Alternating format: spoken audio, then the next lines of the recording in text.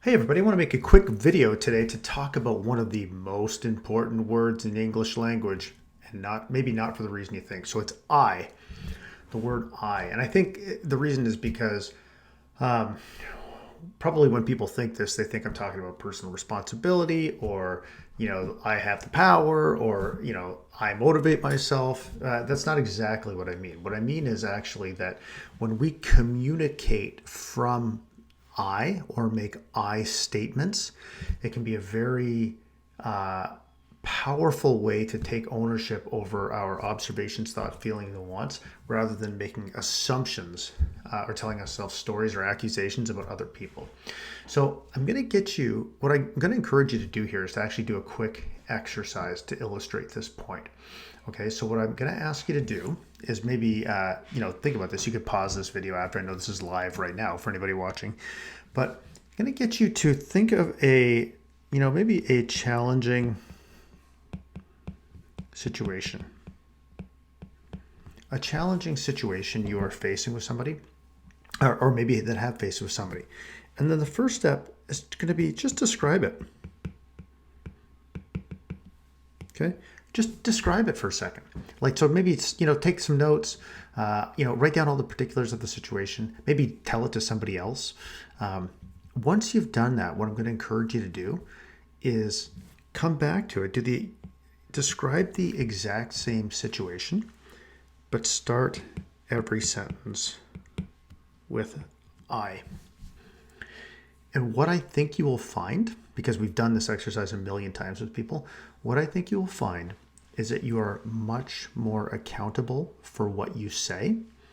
And it allows you to communicate it in a way that's much more appealing and non-confrontational to the other person. Because when you think about it,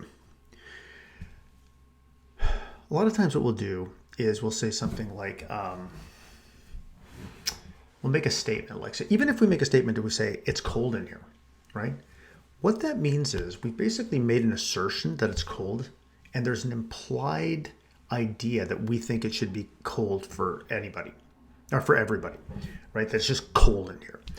Or maybe you found a meeting boring and you say that meeting was boring, right? And if somebody has a different point of view, the only way they can really engage with you is by disagreeing with you. So you say that meeting was boring, and if that person found it interesting, they have to disagree with you, which is too high a bar for most people. They're not going to engage with you. So what happens is a lot of things that need to be unsaid, that need to be said or that could be said, go unsaid, right? Whereas if you were to say, "Hey, I found that meeting boring," then somebody else that has a different point of view, you're simply describing your own experience. Somebody that has a different point of view might say, "Oh, really? That's interesting. I found that meeting, I found it quite engaging," right? It's very easy to, it opens the door where because you're not talking about anybody else. You're only talking about your own experience. Another one is think about telling your wife she's beautiful versus, so if you say she's beautiful, what she might say is, "Oh, no, I'm not," But if you say, "Hey, I think you're really beautiful," that's a very different sentiment, right? Because again, I'm only talking about my experience. So when you want to speak from I, or when you choose to speak from I, it can be very, very connecting for people, and it can make you much more cognizant of what you want to say. So I want to give you a simple framework to when you want to communicate from I, to just a way to walk through it in a way where you can articulate everything that's going on inside of you in a very simple way. Okay. So you might say, if something happens, the first thing you want to do is maybe point out a factual event. So you might start that with, "Hey, I noticed, dot, dot, dot." Oops, can you see that? I wrote that a little too high. "I noticed, dot, dot, dot." There we go. Okay. And then the next thing you might say after that is, the story I'm telling myself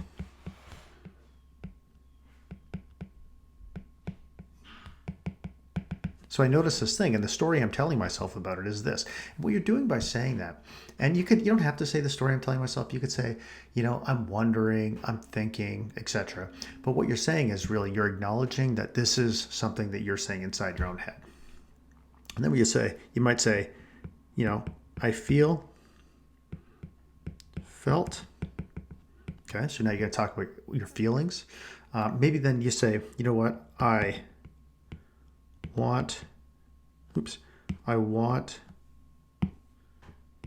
or I need, or I prefer, boop, boop. And then maybe you make an ask. You know, you could say, I'd like, or so let me give you an example. Let me give you some examples of what that could actually look like. Okay, so maybe say you're at work and somebody you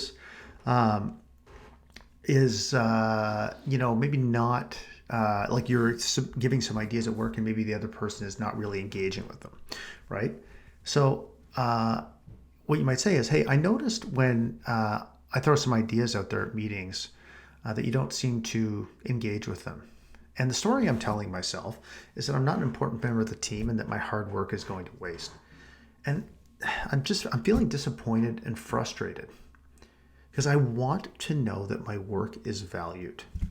And I'd really like if you'd engage with my ideas at the next meeting, you know, by acknowledging when my ideas are good, or maybe explaining to me where my ideas fall short so I can improve for the next time, for the next meeting. Okay, so you really, in that example, walk through those, you know, those 5 ways to communicate your experience and what you would like. Okay, so when you think about that, every sentence started with I, and it is a much less confrontational way of saying, why don't you engage with my ideas? Right? Which would just put the other person on the defensive. You're just completely taking ownership over your own experience. Or maybe imagine somebody coming, you have a friend who shows up consistently late for lunch dates, you know, or for your lunch dates. So, you know, maybe you could say something like, I noticed that you have come late for our last 3 lunch dates.